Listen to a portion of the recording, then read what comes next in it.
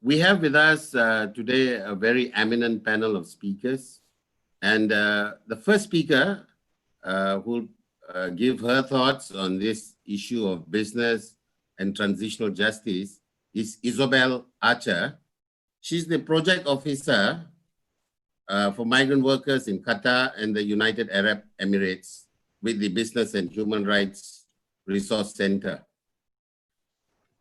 Isobel joined the Business and Human Rights Resource Center Middle East and North Africa team in 2019, where her work focuses on improving migrant worker welfare standards in Qatar and the United Arab Emirates construction and hotel sectors. Prior to joining the Resource Center, Isobel gained experience at Shiva Foundation, Environmental Resources Management, ERM, RDI International and ActionAid UK in improving corporate disclosure, labor rights, and tackling human trafficking in the hotel, construction, and professional services. Isobel holds a MA in Understanding and Securing Human Rights from the University of London. Over to you, Isobel. Thanks, Dato, and thanks also Rula and William and everyone at Migrant Forum Asia today for inviting me to speak. It's great to be part of today's discussion and also marking this really important third development of the campaign. Thanks very much for the introduction as well, so I won't repeat that, but it's great to meet so many people virtually who I don't think I've yet spoken with. So I'd like to start by giving an overview of our own work on corporate accountability and our approach that we take, and give you an idea of some of the trends that we've seen generally over the duration of our work in this area, but also over the past few months, of course, during the COVID pandemic. So across the Resource Centre, all of our researchers, including myself, focus day to day on finding, researching, and highlighting cases where companies are facing public allegations of human rights and labour rights abuse wherever in the world and whatever form that takes. And when companies are named publicly, we do contact them directly and we invite them to respond to the allegations publicly as they've been put to the company, and we highlight those companies who respond to us or who don't respond to us on our website and through our communications. And we have a fairly good success rate with this approach, and it sort of hovers around the 70 to 75% rate globally. When we look specifically at our work in the Gulf, so across the 6 Gulf countries, not just Qatar and the UAE, that rate of getting companies to respond to us publicly drops to around 20 to 25% an average. And this is, as you've already mentioned and touched on, context is extremely important for all of our work. And I know my colleague will speak to our work in Asia after me, but this approach is extremely challenging in the Gulf for a number of different reasons. So firstly, as I'm sure most people know, the region as a whole is known to be particularly restrictive around human rights and labour rights, so unionising, or international NGOs might be banned, journalism curtailed. And so that pool of public information that we have around the situation for migrant workers and the ability for migrant workers to highlight their own situations is much more constricted than anywhere else in the world. Secondly, most often companies are not identified publicly by workers or by journalists whom we depend on for their reporting, simply because of the very real possibility that migrant workers will face reprisals from companies for speaking out, but also from governments for voicing their criticism. And we've recorded a number of cases where workers were fired, arrested, detained for speaking with journalists or even UN investigators. And then even when companies are named, accessing that transparency around the company structures and the business relationships that there are in the Gulf, particularly in the hotel and construction sectors, but broadly across the private sector, can be extremely difficult. And it's very challenging to try and unpick some of those chains of ownership of businesses that are local to the Gulf, and to really understand where responsibility for migrant workers lies when they face abuse, but the company for whom it appears they're working may not be the company who has directly employed those workers. And that's an argument which we face time and time again from companies who we approach. And you mentioned the UNGPs. Of course, the UNGPs mentioned that, you know, we're not just talking about subcontracted or directly employed workers, but any worker who comes within the scope of those businesses' operations or value chains. So all the factors that would ordinarily increase the likelihood of a company being responsive to us elsewhere in the world when faced with these public allegations is really, all of these factors are very absent from our work. And to try and gain some transparency on the types of abuses being reported to inform our other work, we have developed a methodology for analysing these cases of labour abuse. So since 2016, we've tracked just over 180 cases of abuse, impacting a recorded 59,000 migrant workers across the 6 Gulf countries, some of whom may be stranded in the Gulf at the time of reporting, but many of whom have already returned home and are yet to receive owed wages, compensation, benefits, end of service benefits, etc. And we believe this number really is just the tip of when you take into account that very restricted reporting environment. So the methodology assesses each case along 8 broad categories of labour abuse, and we look at a total of 20 indicators for labour exploitation, ranging from the issue of wage theft to issues around living, working conditions, injuries received at work, threats to workers, etc. And we also record where the abuse occurred, the details of the sector, the details of the company involved. And in terms of the most frequent abuses that we see, workers cite poor and precarious living conditions in just over 50%, so in 54% of cases that we record. And they cite issues with health and safety in the workplace in 34% of cases.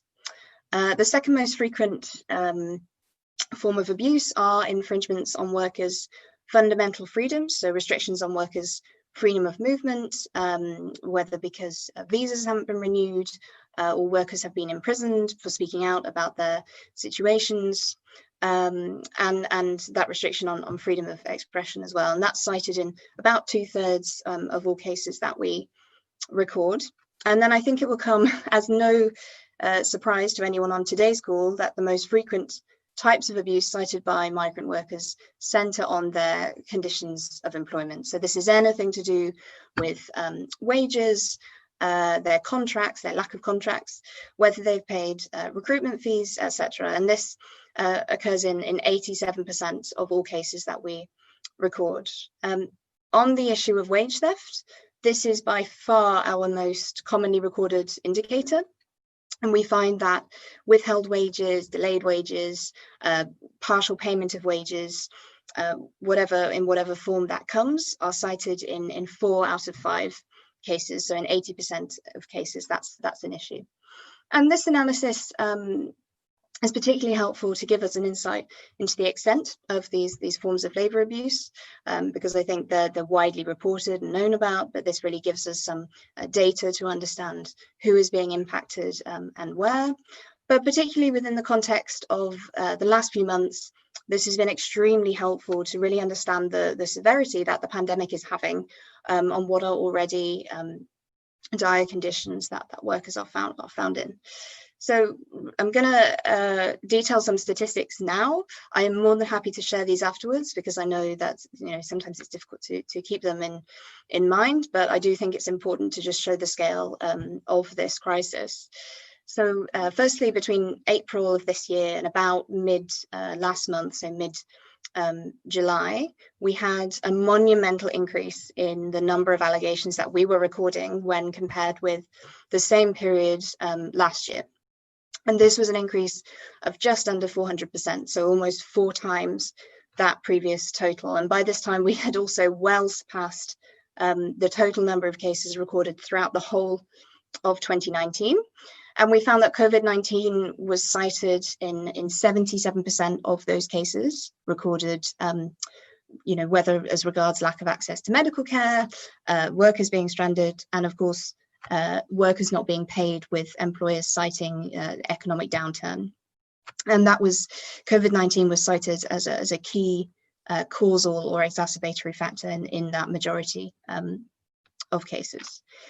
On the problem of wage theft specifically, and workers citing this irregular or non-payment of wages, the proportion of cases in which this was cited has remained fairly steady, again at roughly sort of 4 out of 5 cases will cite wage theft as an issue. But again, what we noted was this huge increase in the number of cases of wage theft being reported compared with this time last year. And again, this is a similar increase of about just under 400%.